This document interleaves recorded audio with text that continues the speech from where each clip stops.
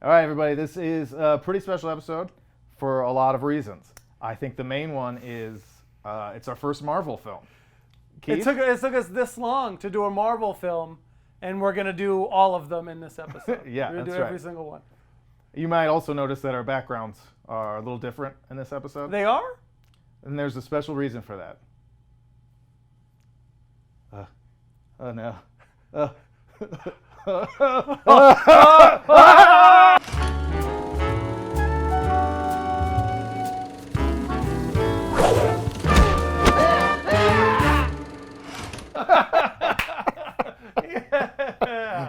gross. It felt so right. That's terrible. It feels right. It's terrible. This is... How do we even explain this? Ladies and gentlemen, welcome to the Bluff Council.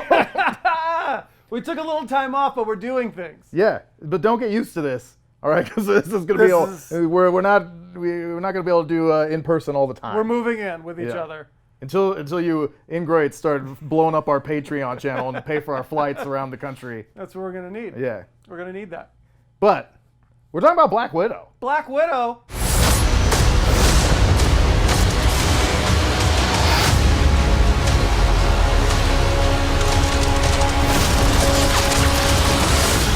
We just saw it in the theater last night together. That's special. It's a special. Welcome back, theaters. Welcome back to theaters. COVID's over. Oh, some guy just wiped out on the home run derby. He just fell over the rails. We're paying attention. We're focused here. COVID's over. Great news, everybody. I don't know if you heard. And we're excited. We're always excited. We're always excited. That's our thing that we say all the time.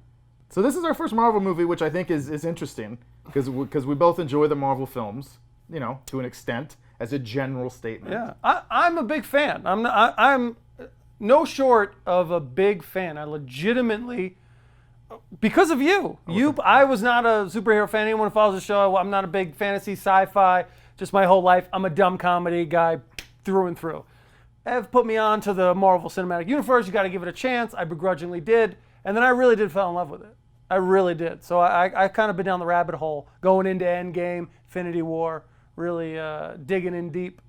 So I'm a fan. Yeah. I mean, for all of the flaws of the Marvel Cinematic Universe and for like all of like the corporate awfulness that they represent probably to a lot of people, particularly since being acquired by Disney. You don't fucking talk to me like that! I think there's no denying to me, like really just amazingness of like, they're basically sequels. I mean, they're indirect. Like, to build a universe of films that is whatever it is now, 21 or 22 or even more films big that all, like, intersect. And to be able to, like, tease things.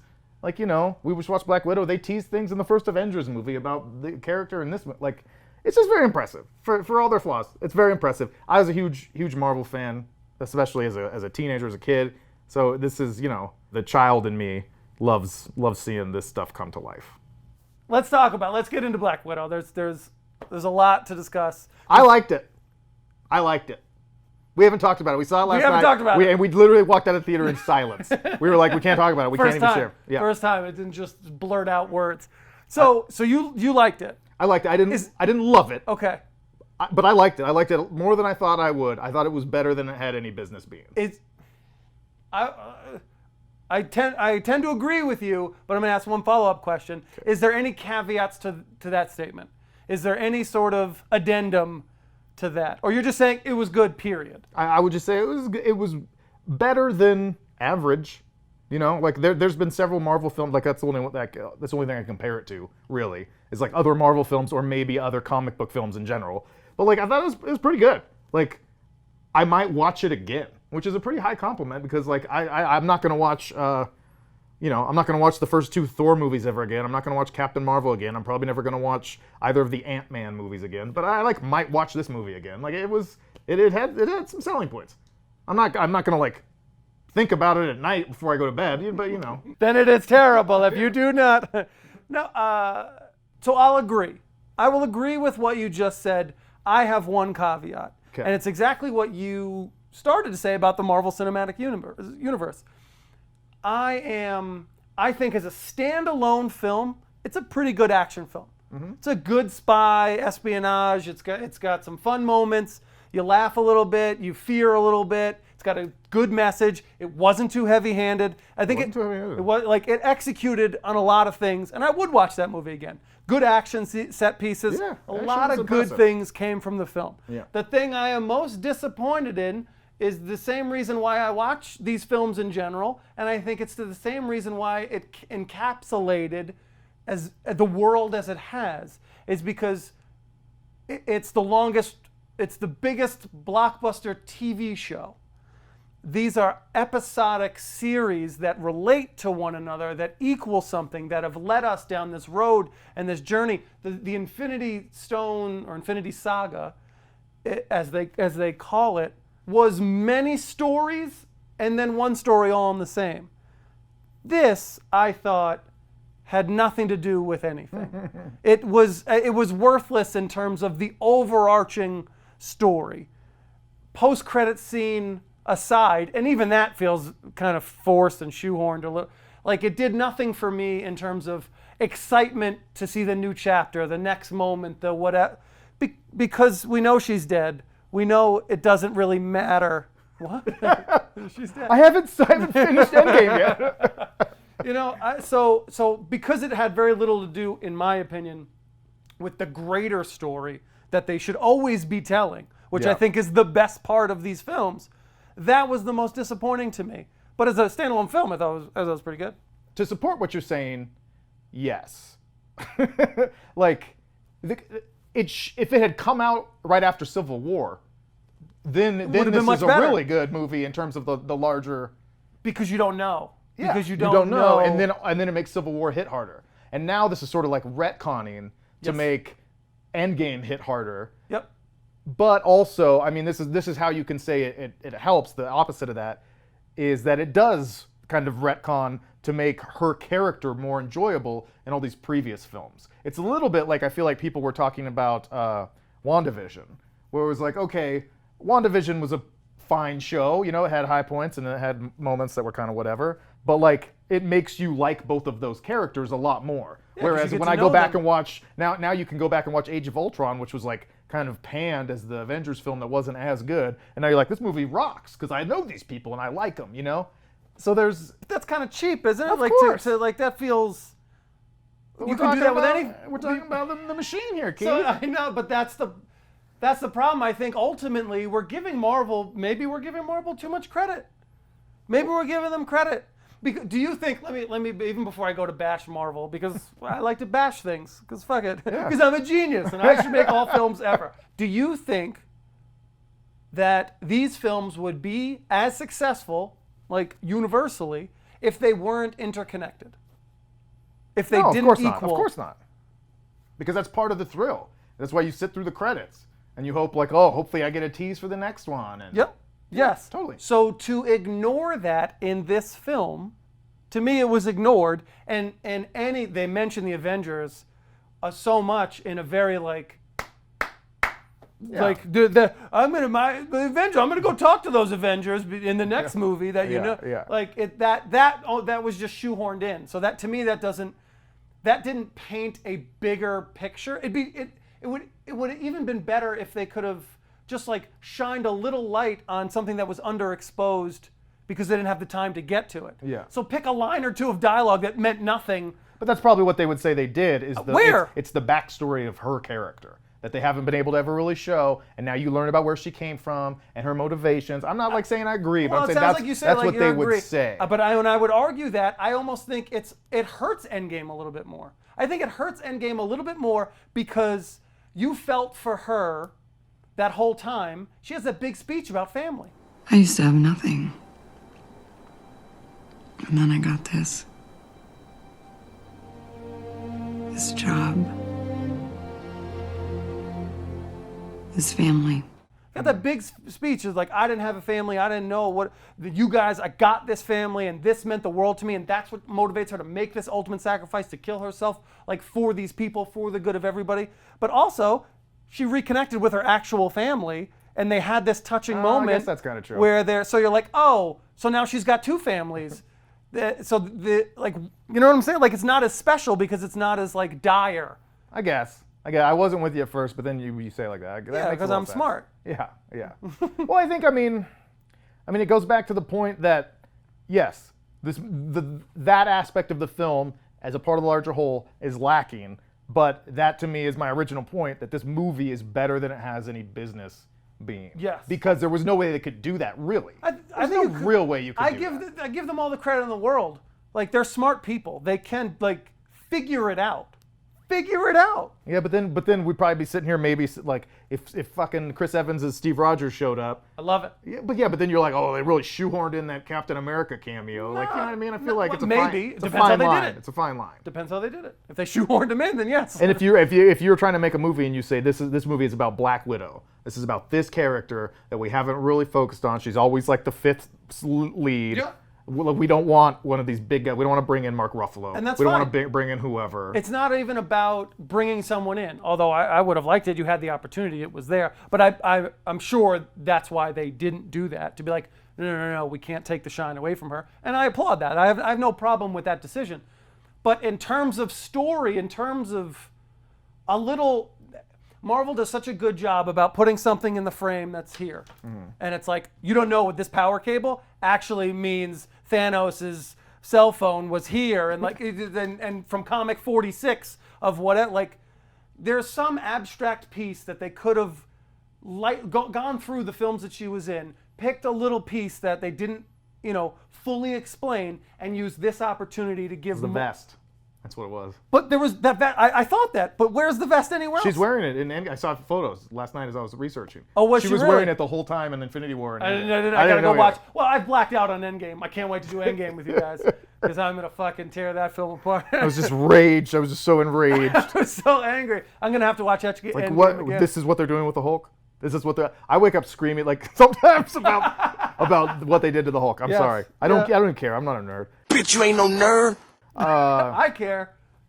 Okay. I give lots of shits. So what did the film... But beyond not fitting into the larger Marvel universe as well as other films do. Yeah, that's my biggest pet peeve. I also wonder, as a quick aside, if like this film was obviously to me like one of the epitomes of delays, right? Other than like A Quiet Place 2 and maybe the James Bond movie. Like this is the other one that has been pushed back now for like a year and a half, 2 years. They shot this in like 2017. Yeah. So like I wonder if it would have even been more impactful had it come out on its original date, which was would now have. at least a year and a half ago. So then we're not quite as removed from the emotion of Endgame or whatever. Yes. It probably would have been a little better. Yes.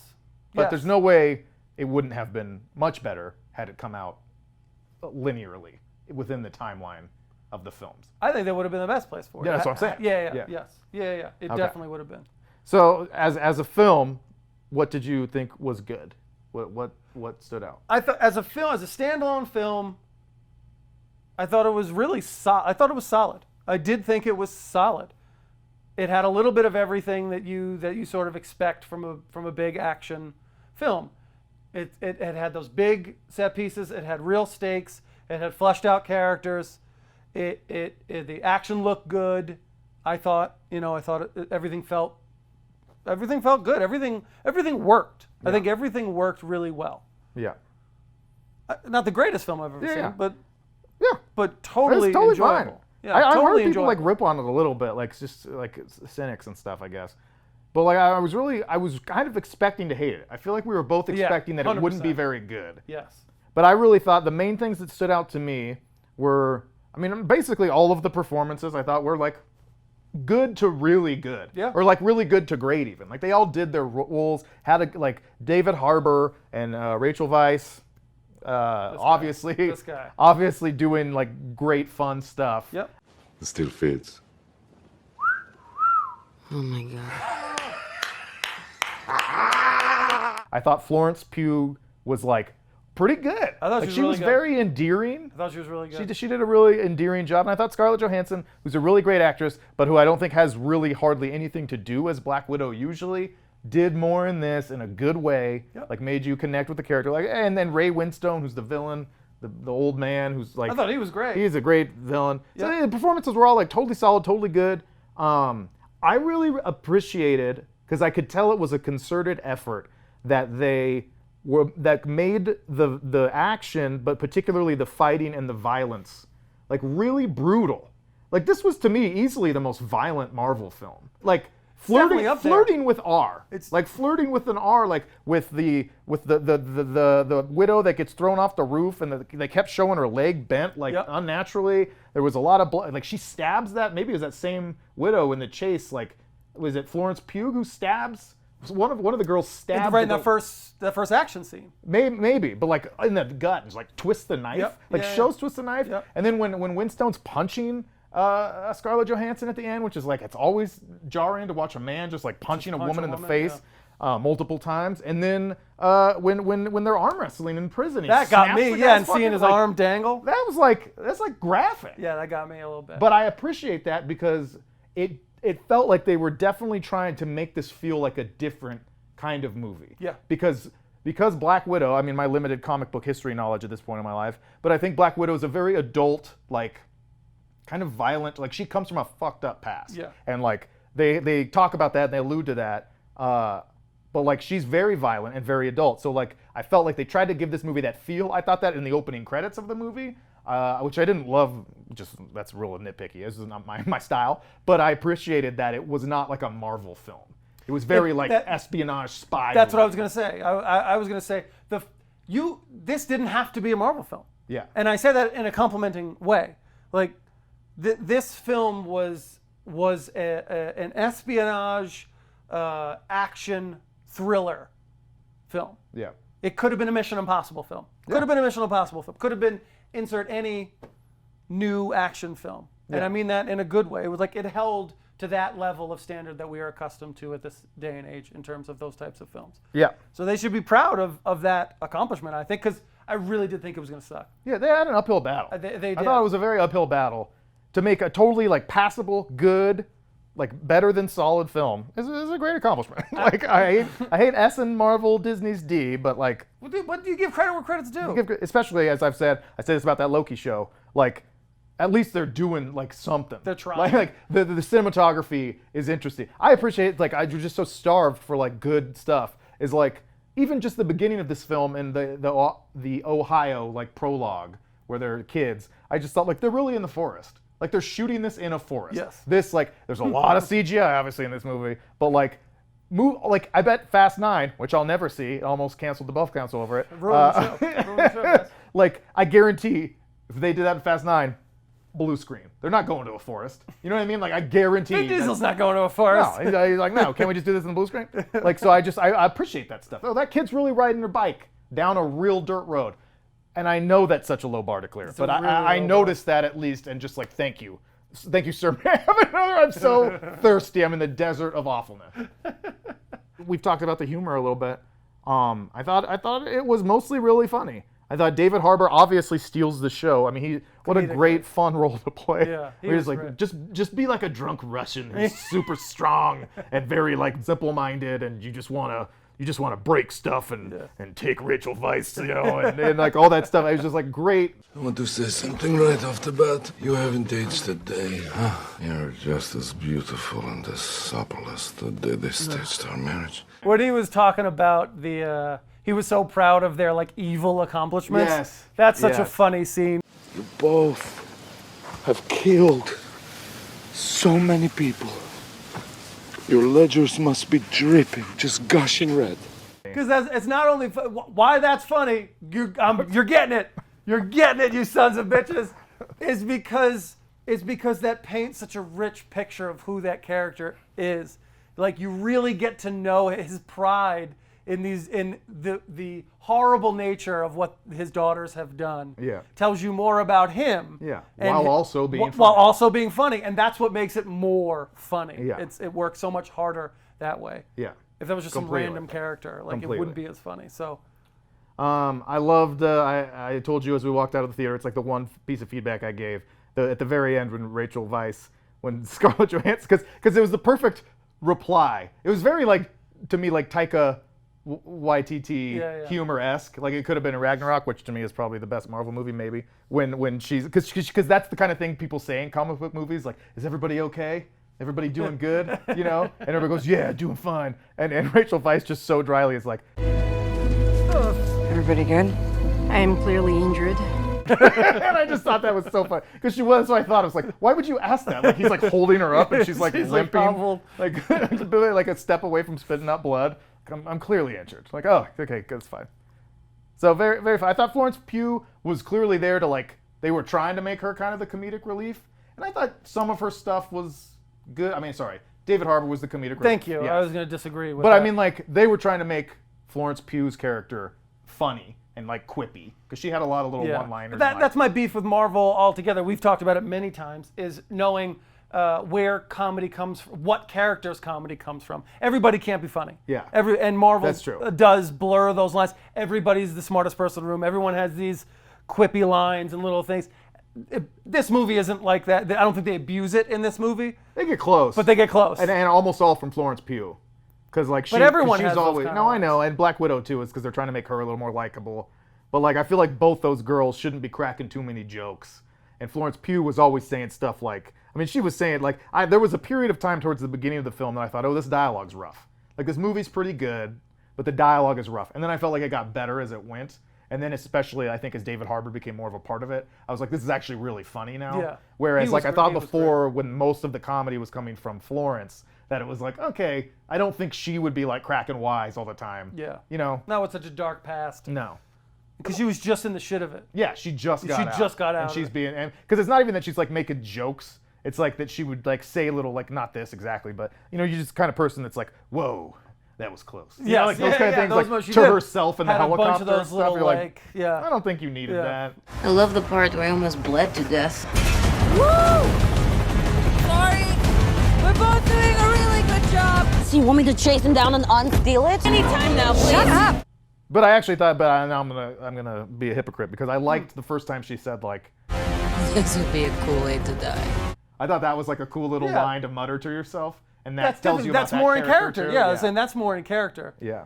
than some of the other brand. I can't quote it because I don't remember it that well, but she did have a couple of those Yeah. silly lines. So like all in all, you know, I didn't think it was perfect, but I don't have that much negative to say about it. I don't. Like I really, and I know that that's maybe a cop out. Like people want some hate on it. That's why we led with the hate. Yeah. I led with some hate at least. You jerked it off. Yeah, I jerk it off. Never mind. Feige! Feige. I saw they're talking to Hugh Jackman maybe about being Wolverine again. He's so got to be. There's no fucking way he's not. They're bringing him. Him and Chris Evans will be in a film together. I'll fucking guarantee it. Yeah, they're all They're going to come getting back that whole for. team. They're going to come back for Doctor Strange, the Madness, They're because there's going to be all these cameos from every character ever. Yeah, they're gonna be. I'm ready to be somebody. Feige. I'll be anybody. You're Johnny Cage.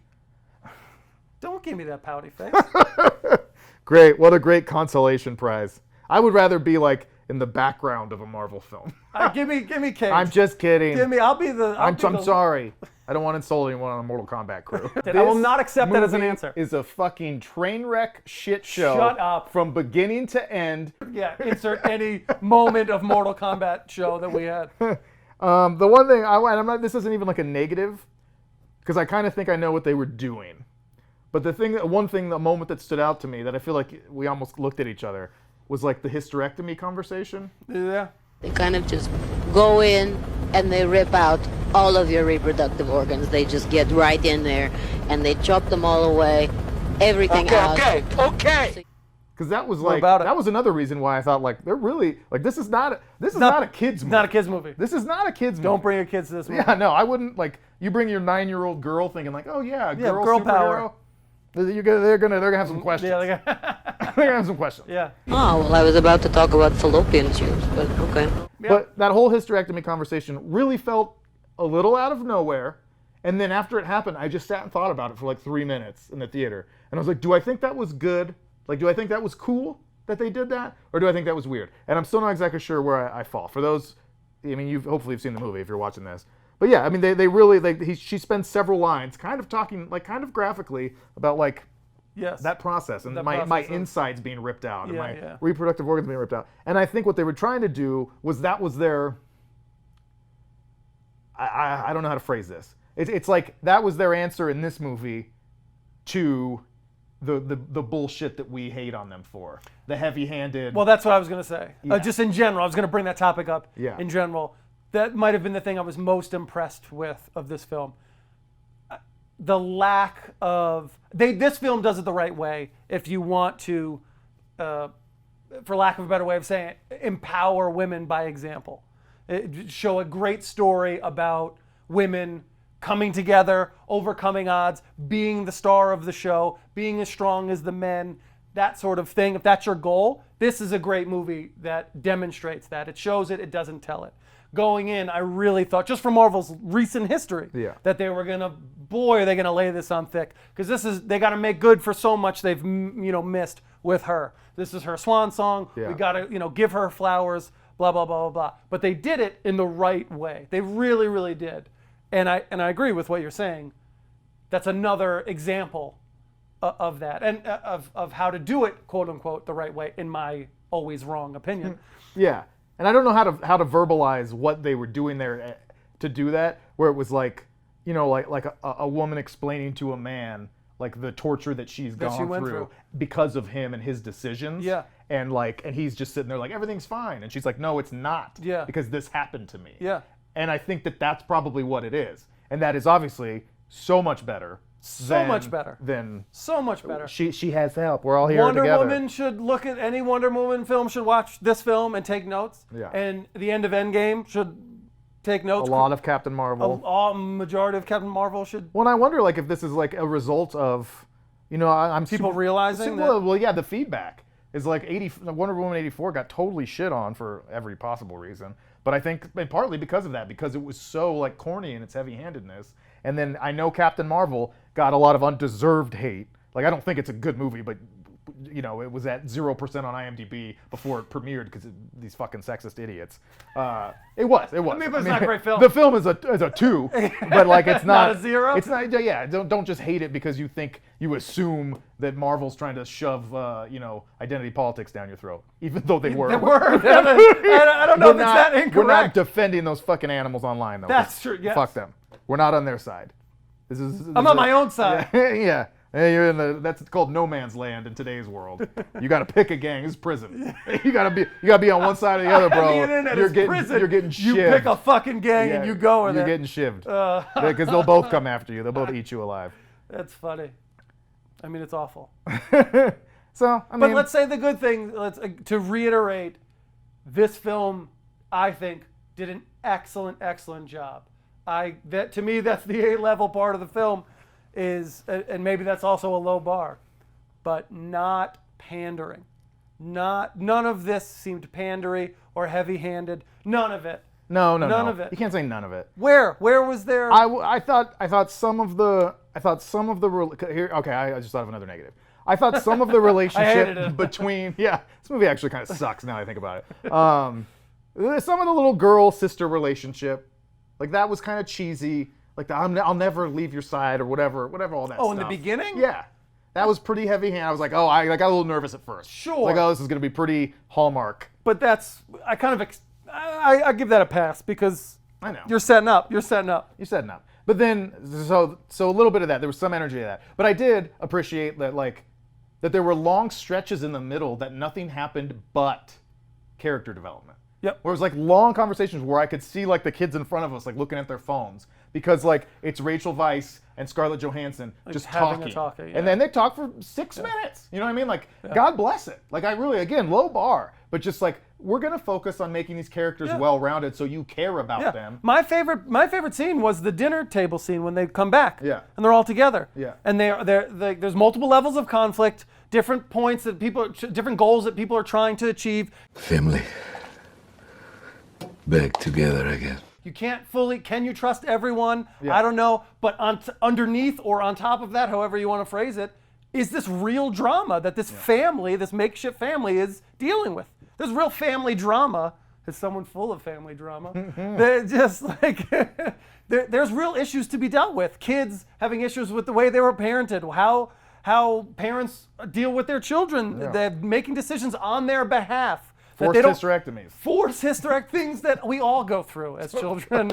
It was really well done. It was really well done. And there's not a fight scene. There's no action. Yeah. That's real character development, real emotional stakes happening. Yeah. That makes the end of the film work that much. You need that shit. You need that shit. And most films just go, nah, put another car Just get chase to in. it. Just get to Put it. another car chase in. Yeah, we know why people are here. Okay, the worst thing about this movie, I think the worst scene, the stupidest scene, Okay. by far. Okay. Do you know what it is? It's by far the stupidest scene. Quick scan, I can't think of it, but go ahead.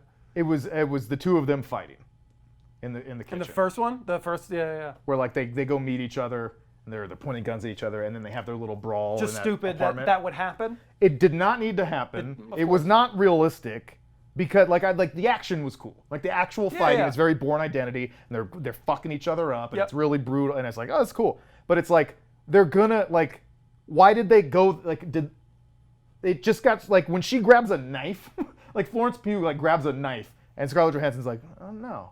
And then she starts like slashing at her. It's like, okay, so were you trying to gut her before you even had this conversation? Because then they just kind of overpower each other. Thank God one of them didn't catch a stray knife stabbing. And then they're just like, oh, yeah, I guess we are on the same team. It is And it's a- like, okay, you just did this to have a little girl action scene where like Scarlett Johansson, Black Widow can win because she's handing the reins over to this girl. And now, you know, like they just had to have their little power thing. It was just an unnecessary 4 minutes. It's unexplained why they have that level of contempt, unless I missed it. It wasn't like there's clearly issues that you didn't come back. You didn't. I thought you were moved on. Like there was a little bit there, but to that level of hate, when Florence Pugh is the one who gave her the elixir. Yeah, like, why you did gotta you send trust her this? Why would you give her this holy grail of everything that could bring down this big unit or whatever? And now you're if gonna you stab her. fucking hate her. Like I wouldn't give you that thing. I wouldn't Yeah. trust you with it because I hate you. Yeah, obviously. Yeah. What did you think of the post credits? Because that was like the one way they tried to. This is my big beef with the film. There's a part of me that wonders if. Do you think that they? The first thing I will say is I feel like it's kind of shoehorned in. Like, I mean, by nature they're just kind of out of nowhere. But I don't know. I didn't like the post credits. I didn't like it. It didn't. She's at her sister's grave or whatever, and then Val shows up and like this. You don't know too much about her character yet still. Yeah. But like, I guess I wonder if they. Do you think they did that after? No, that's to be curious to know. After Winter Soldier airs, like, did they have a different post-credit scene before? Yeah. I And don't they know. go, no, we can't. I guess they probably would have been in production around the same time, so they might have known. And it doesn't really matter which one comes out first, I guess, or in terms of Julia Louis-Dreyfus appearances. Yeah. So I guess it doesn't matter, maybe. Because it felt kind of, I don't know, it didn't, because I've seen her before, like this means very little to me. Because I've seen, like, this reveal has happened. Well, yeah, but more I Already. think it's a reveal now that she's trying to Orchestrate more. orchestrate like almost like an enemy team. Because I feel like she's That's what she's picking doing. up the bad Captain John America. Walker? Is John that- is Walker, it? sounds right, Yeah. yeah. And now she tries to get new Black Widow to be against the Avengers or random factions of the Avengers. But you know, like the same way this movie started, and it's beginning to become a trope for I think Marvel movies or action movies. It's the people who hate each other most have to team up together. So like, Kong and Godzilla. all roads lead to Kong and Godzilla. But you know where this is going. There's going to be a movie or something, or the Hawkeye TV show where Florence Pugh shows up. You killed my sister. No, I did not love your sister. We're friends. Yeah, no, totally. Like that's in the, we should work together to get Val out of here. Yeah, High it's Val five. who's the problem. Yeah, like that seemed very I'm not like, oh shit. Yeah, I'm not super excited about that whole story. Because those are the best moments of these films, is those little nuggets, whether they're actually in the film or most commonly in the post-credit scenes, where you go, fuck. Yeah. That man, I gotta check that out. That's gonna be awesome. Yeah. And I did not get that feeling. Because she's already been introduced, like I already get it. I know she's a threat. I know she's gonna build a team. Yeah, and I thought that Captain America and Winter Soldier show was like fine. So, but it wasn't anything that got me so fired up that it's like, oh shit, it's like it's her Val again. from that movie, that show. I love Because she that wasn't show. a big part. Yeah, I mean, I love Julia Louis-Dreyfus, and I'm happy that she's involved. 100%. I can't wait to see what comes. 100%. But yeah, it wasn't like revelatory. Was not. All right, Well, I think we did pretty good, Keith. I think we did pretty good. Let's leave it at that, unless we got. Let's talk to some of those thanks to fans. Okay. Hey, fans. Thanks. Go fuck yourself, fans. No, I do want to thank the fans. I want to shout out Rob Friedman. He made a little video game of us. Yes, Rob Friedman. He made like an 8-bit video game, like a Nintendo The E.T. style. Atari is a famous Atari game. It was like famously maybe the worst video game of all time. And he put us in it, which is very. Put us in it. We got some great fans. The few fans that we have, we love. So Yeah, Rob, thank you. That was amazing. Happy to be continuing to make shows. We know it's a little more sporadic these days, but we got Space Jam coming up. Keith's really excited. It's just going to be us talking. It's going to be me complaining about LeBron's decision in 2010 for just an hour and a half. So hope you like basketball. Yeah, hope you haven't even seen it. I'm not even going to watch the movie. I'm just going to start ranting about LeBron. So get ready. Yeah. Thanks, everybody. We love you. Follow us on Patreon, but not yet because we haven't made it yet. We have our shit together. We'll get there. I promise. We're in a hotel. What are we supposed to do? Make Patreon? I'm gonna sleep. Yeah, finally.